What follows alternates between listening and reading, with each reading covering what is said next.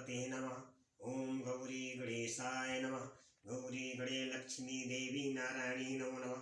वक्रतुंड महाकाय सूर्यकोटि संप्रभा निधन कुरु मय देव शुभकार्येषु सर्वदा। जय श्री गणेशाय नमो नमः। जय जय श्री गणेश लक्ष्मी देवी नारायण। जय महाशिव पुराण की तुम्हें सदा जय जयकारो। अखंड नंद बोधाय शिष्य संताप हरिणे सच्चिदानंद रूपाय तस्मै श्री गुरुवे नमः। अखंड मंडलाकारं व्याप्त येन चराचरं तत्पददर्शित येन तस्मै श्री गुरुवे नमः। अज्ञानतिमिरान्धस्य ज्ञानाञ्जनशलाकया चक्षुर्मीलितं येन तस्मै श्री गुरुवे नमः। गुरुर्ब्रह्मा गुरुर्विष्णु गुरुर्देवो महेश्वरः गुरुर्साक्षात् परब्रह्म तस्मै श्री गुरुवे नमः। हे गुरु महात्मा सदा जय जयकारो। मैं महाशिव पुराण कथा यूट्यूब चैनल के द्वारा सुनाने जा रहा हूँ। अध्याय 17 से बंधन और मोक्ष विवेचन, शिव पूजा का उपदेश लिंग आदि में शिव पूजा का विधान, भस्म के स्वरूप का निरूपण और महत् शिव एवं गुरु शब्द की व्युत्पत्ति तथा शिव के भस्म धारण का रहस्य मैं इस कथा को यूट्यूब चैनल द्वारा सुनाने जा रहा हूँ। सारे इस कथा को स्वीकार करें और सुने बढ़िया से और स्वीकार करें। इस और यूट्यूब चैनल के द्वारा आप शेयर करें, लाइक करें, कमेंट करें। जय जय भोलेनाथ पुरुष सदा जय जयकारो। हर हर महादेव पुरुष सदा जय जयकारो। ऋषि बोले कि सर्वज्ञों में श्रेष्ठ सूत जी, बंधन और मोक्ष स्वरूप क्या है यह हमें बताएं। सूत जी ने कहा कि महर्षियों, मैं बंधन और मोक्ष का स्वरूप तथा मोक्ष के उपाय का वर्णन करूंगा। तुम लोग आदरपूर्वक सुनो। जो प्रकृति आदि 8 बंधनों से बंधा हुआ है वह जीवबद्ध कहलाता है, और जो उन 8 बंधनों से छूटा हुआ है उसे मुक्त कहते हैं। प्रकृति आदि को भस्म में कर लेना मोक्ष कहलाता है। बंधन आगे अगत्युक और मोक्ष स्वतः सिद्ध है। बद्ध जीव जब बंधन से मुक्त हो जाता है तब उसे मुक्त जीव कहते हैं। प्रकृति, बुद्धि, महत्व और त्रिगुणात्मक और अहंकार और 5 त्रमात्राएं, इन्हें ज्ञानी पुरुष प्रकृष्ट यक्ष मानते हैं। प्रकृति आदि और 8 तत्वों के समूह से देह की उत्पत्ति हुई है। देह से कर्म उत्पन्न होता है और फिर कर्म से नूतन देह की प्राप्ति होती है। इसी प्रकार बराबर जन्म और कर्म होते रहते हैं। शरीर को स्थूल, सूक्ष्म और कारण के भेद से 3 प्रकार का जानना चाहिए। स्थूल शरीर जागृत अवस्था में व्यापार कराने वाला, सूक्ष्म और जागृत और सुप्त अवस्थाओं में इंद्रियां भोग प्रदान कराने वाला तथा कारण शरीर सुषुप्ता अवस्था में आत्मानंद की अनुभूति कराने वाला कहा गया। जीव को उसके प्रारंभ कर्मानुसार सुख दुख प्राप्त होते हैं। वह अपने पुण्य कर्मों के फल स्वरूप सुख और पाप कर्मों के फल स्वरूप दुख का उपभोग करता है। अतः कर्म पाश से बंधा हुआ जीव अपने त्रिविध शरीर से होने वाले शुभाशुभ कर्मों द्वारा सदा चक्र की भांति बराबर घुमाया जाता है। इसी चक्रवत भ्रमण की निवृत्ति के लिए चक्रकर्ता का स्वतन एवं आराधना करनी चाहिए। प्रकृति आदि जो भी 8 पास बतलाए गए हैं उनका समुदाय ही महाचक्र है, और जो भी प्रकृति से परे है वह परमात्मा शिव है। भगवान महेश्वर ही प्रकृति आदि महाचक्र के करता है, क्योंकि वे प्रकृति से परे हैं। जैसे बकाया नामक और वृक्ष का थाला थाला जल को पीता है और उगलता है, उसी प्रकार शिव प्रकृति आदि को अपने वश में करके उस पर शासन करते हैं। उन्होंने सबको वश में कर लिया है, इसीलिए वे शिव कहे गए हैं। शिव ही सर्वज्ञ परिपूर्ण तथा निष्प्रस है, सर्वज्ञाता, तृप्ति, अनादि, बोध, स्वतंत्रता, नित्य अलुप्त, शक्ति से युक्त और होना और अपने भीतर अनंत भक्ति को शक्तियों को धारण करना। महेश्वर के इन 6 प्रकार के मानसिक ईश्वरों को भी केवल वेद जानता है। अतः भगवान शिव के अनुग्रह से ही प्रकृति आदि 8 तत्व वश में होते हैं। भगवान शिव का कृपा प्रसाद प्राप्त करने के लिए उन्हीं का पूजन करना चाहिए। यदि कहे शिव तो परिपूर्ण है, निष्प्रह, उनकी पूजा कैसे हो सकती है? तो इसका उत्तर यह है कि भगवान शिव के उद्देश्य ही उनकी प्रसन्नता के लिए किया हुआ सत्कर्म। जय जय भोलेनाथ सदा जय जयकार, भोलेनाथ सदा जय जयकार, महादेव भोलेनाथ प्रसन्न होलिए तुम्हारे महादेव।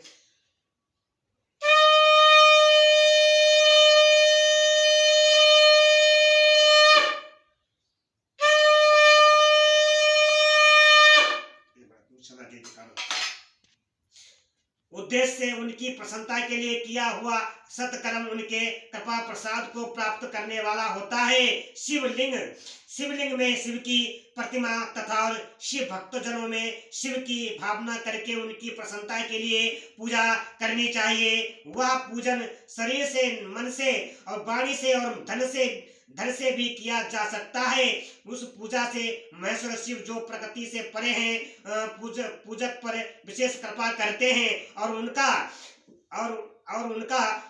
वह कृपा प्रसाद सत्य होता है। शिव की कृपा से कर्म आदि सभी बंधन अपने वश में हो जाते हैं। कर्म से ही लेकर प्रकृति पर्यंत सब कुछ जब वश में हो जाता है तो वह जीव मुक्त कहलाता है और स्वात्मा राम रूप से विराजमान होता है। परमेश्वर शिव की कृपा से जब कर्म जनित शरीर अपने वश में हो जाता है तब भगवान शिव के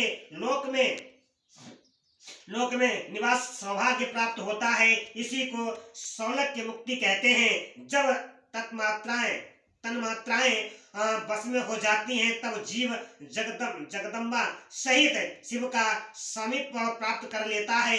यह समीप मुक्ति है। उसके आयुध और क्रिया आदि सब कुछ भगवान शिव के समान हो जाते हैं। भगवान का महाप्रसाद प्राप्त होने पर बुद्धि भी वश में हो जाती है। बुद्धि प्रकृति का कार्य है, उसका वश में होना सृष्टि मुक्ति कहा गया है।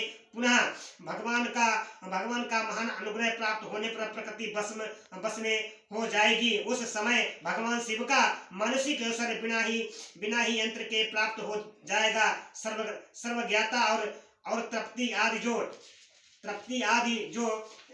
जो शिव के ऐश्वर्य हैं उन्हें पाकर मुक्त पुरुष अपने आत्मा में ही विराजमान होता है। वेद और शास्त्रों में विश्वास रखने वाले विद्वान पुरुष इसी को संयुज मुक्ति कहते हैं। इसी प्रकार लिंग आदि में शिव की पूजा करने से क्रमशः मुक्ति स्वतः प्राप्त हो जाती है। इसीलिए शिव का कृपा प्रसाद प्राप्त करने के लिए तत्व संबंधी क्रिया आदि के द्वारा उन्हीं का पूजन करना चाहिए। शिव क्रिया, शिव तत्व, शिव तप, शिव मंत्र जप, शिव ज्ञान और शिव ध्यान के लिए सदा उत्तरोत्तर अभ्यास बढ़ाना चाहिए। प्रतिदिन प्रातः काल से रात को सोते समय तक और जन्म काल से लेकर मृत्यु पर्यंत सारा समय भगवान शिव के चिंतन में ही बिताना चाहिए। शब्दों जात आदि मंत्रों द्वारा तथा नाना प्रकार के पुष्पों से जो शिव की पूजा करता है वह शिव को ही प्राप्त होगा। इस ऋषि बोले कि उत्तम व्रत का पालन करने वाले सूत जी लिंग आदि में शिव जी की पूजा का क्या विधान है यह हमें बताएं। सूत जी ने कहा कि जो मैं लिंगों के क्रम का अथावत वर्णन कर रहा हूँ, तुम सब लोग सुनो। यह वह प्राण ही समस्त अभिष्ट वस्तुओं को देने वाला प्रथम लिंग है। उसे सूक्ष्म प्राण रूप समझो। सूक्ष्म लिंग निष्कल होता है और स्थूल लिंग सकल पश्चात मंत्रों का ही स्थूल लिंग कहते हैं। दोनों ही कहते हैं। उन दोनों प्रकार के लिंगों का पूजन तय तप कहलाता है। वे दोनों ही लिंग साक्षात मोक्ष देने वाला है। पुरुष लिंग और प्रकृति लिंग के रूप में बहुत से लिंग हैं। उन्हें भगवान शिव ही विस्तार पूर्वक बता सकते हैं, दूसरा कोई नहीं जानता। पृथ्वी के स्वीकार भूत जो लिंग ज्ञात है उनको मैं तुमसे बता रहा हूँ। उनमें स्वयंभू लिंग प्रथम है, दूसरा बिंदु लिंग, तीसरा प्रतिष्ठित लिंग, चौथा चरलिंग और पांचवा गुरु लिंग है।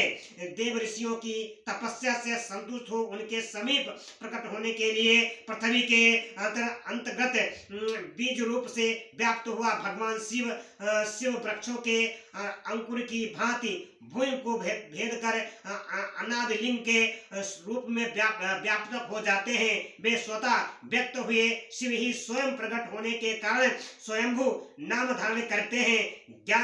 ज्ञानी जन उन्हें स्वयंभू लिंग के रूप में जानते हैं। उस स्वयंभू लिंग की पूजा से उपासक का ज्ञान स्वयं ही बढ़ने लगता है। सोने चांदी आदि के पत्र पर, भूमि पर अथवा वेदी पर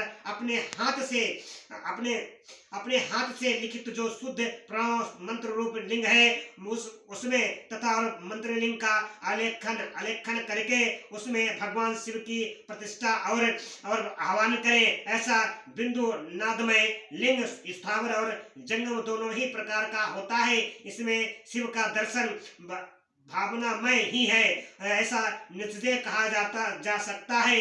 जिसको जहाँ भगवान शंकर के प्रकट होने का विश्वास है उसके लिए वही प्रकट होकर वे अभिष्ट फल प्रदान करते हैं। उन्होंने अपने हाथ से लिखे हुए मंत्र में अथवा प्रकृतिम स्थावर आदि में भी भगवान शिव का आह्वान करके 16 उपचारों से उनकी पूजा करें। ऐसा करने से साधक स्वयं ही ईश्वर को प्राप्त कर लेता है और इस साधन के अभ्यास से उसको ज्ञान भी होता है। देवताओं और ऋषियों ने आत्म सिद्धि के लिए अपने हाथों से वैदिक मंत्रों उच्चारण या शुद्ध मंडल में शुद्ध भावना द्वारा जिस उत्तम शिवलिंग की स्थापना की है उसे पुरुष लिंग कहते हैं तथा वही प्रतिष्ठित लिंग कहलाता है।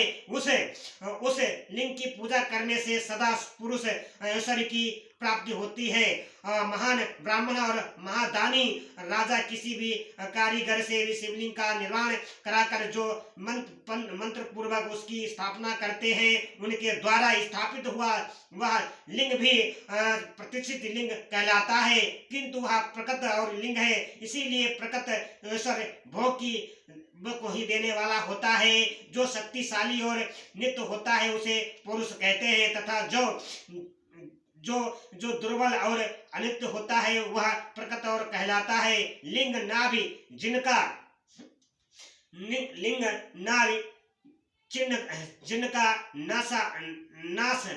नास ग्रह भाग और शिखा के क्रम से कटी हृदय और मस्तक तीनों स्थानों में जो लिंग की भावना की गई है उसे आध्यात्मिक लिंग को ही चर लिंग कहते हैं। पर्यंत को भी पुरुष लिंग बताया गया है और भूतल को भी विद्वान पुरुष प्रकृति लिंग मानते हैं। वृक्ष आदि को पुरुष लिंग जानना चाहिए और गुरु और गुल्म आदि को प्रकृति लिंग, साठी नामक धन्य को प्रकृति लिंग समझना चाहिए और साली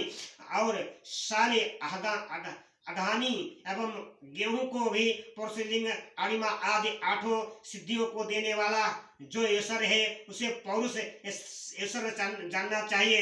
सुंदर स्त्री तथा धन आदि को विषयों को भी आस्तिक पुरुष प्राकृत ईश्वर कहते हैं। चार लिंगों में 4 लिंगों में सबसे प्रथम रसलिंग का वर्णन किया जाता है। रसलिंग की ब्राह्मणों को उनकी सारी अविष्ट वस्तुओं को देने वाला है, शुभकारक। बालिंग लिंग और क्षत्रियों को महान राज्य की प्राप्त कराने वाला है। श्रवण लिंग वैष्णव को भी महाधन की धन प्राप्ति का पद प्रदान कराने वाला है तथा सुंदर शिवलिंग शुद्ध को भी महाशुद्धि देने वाला है। स्थापित में लिंग तथा वाणी लिंग सब लोगों को उनकी समस्त कामनाओं को प्रदान करते हैं। अपना ना तो दूसरे का स्थापित या बाणलिंग भी पूजा के लिए निषिद्ध नहीं है। स्त्रियों को विशेषता सावधानों के लिए पार्थिव लिंग की पूजा का विधान है।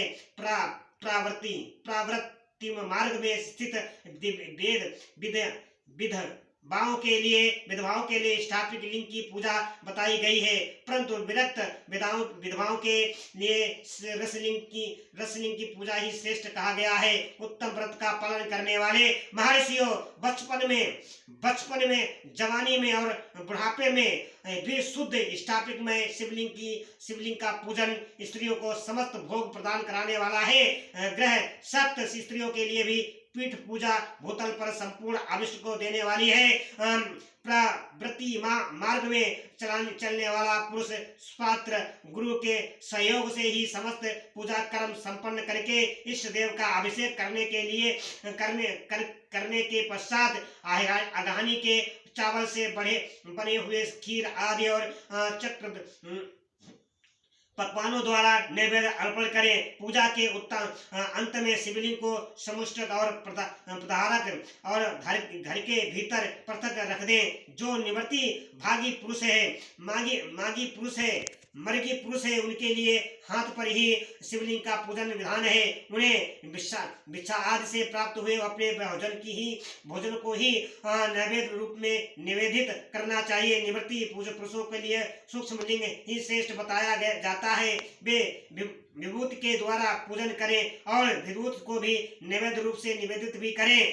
पूजा करके उस लिंग को सदा अपने मस्तक पर धारण करें। विभूत 3 प्रकार की बताई गई है, लोकागृत जनित और वेदागृत जनित। और जय जय भोलेनाथ सदा जय जयकार हो। महादेव पुरारी जय जय सदा जय। शिव गृह जनित और लोकागृत जनित या अलौकिक भस्म को द्रव्यों की शुद्धि के लिए लाकर रखें। मिट्टी, लकड़ी और लोहे के पात्रों की, धनों की, तिल आदि द्रव्यों की, वस्त्र आदि की तथा प्रयोरिष्ट वस्तुओं की भस्म से शुद्धि होती है। कुत्ते आदि से दूषित हुए पन्नों की भी भस्म से ही शुद्ध मानी गई है। वस्तु विशेष की शुद्धि के लिए यथा योग सजल अथवा निर्जल भस्म का उपयोग करना चाहिए। वेदागृत जो भस्म है उसको उन वैदिक कर्मों के अंत में धारण करना चाहिए। मंत्र और क्रिया से जनित जो होम कर्म है वह अग्नि में भस्म का रूप धारण करता है। उस भस्म को धारण करने से वह कर्म आत्मा में आरोपित हो जाता है। अघोर मूर्तिधारी शिव का जो अपना मंत्र है उसे पढ़कर बेल की लकड़ी को जलाए। उस मंत्र से अभिमंत्रित अग्नि को शिवाग्नि कहा गया है। उसके द्वारा जले हुए कष्ट का जो भस्म है वह शिव अग्रजनित है।